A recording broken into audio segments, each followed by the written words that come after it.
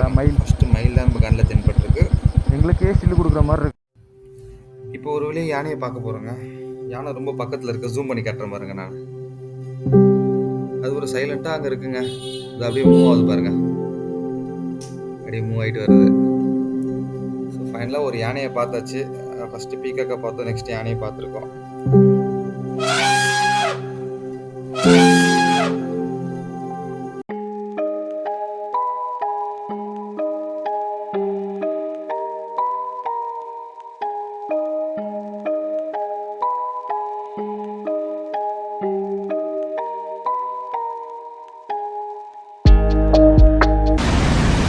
இங்கே ரைட் சைடில் பார்த்தீங்கன்னா ஒரு ஃபால்ஸ் இருக்கு. தண்ணி வர சவுண்ட் எப்படி கேட்குது பாருங்க. சூப்பராக இருக்கு எங்க இடம்.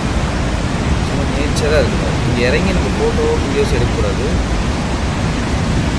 முக்கியமாக இந்த இடத்துல நம்ம குளிக்க முடியாது. ஏன்னு கேட்டிங்கன்னா இது யானைங்க வந்து குளிக்கிற இடம். ஸோ அதனால் வந்து இந்த இடத்துல அலோடே இல்லை. இந்த இடத்த பாருங்களேன், ரொம்ப க்ரீனரியாக இருக்குங்க.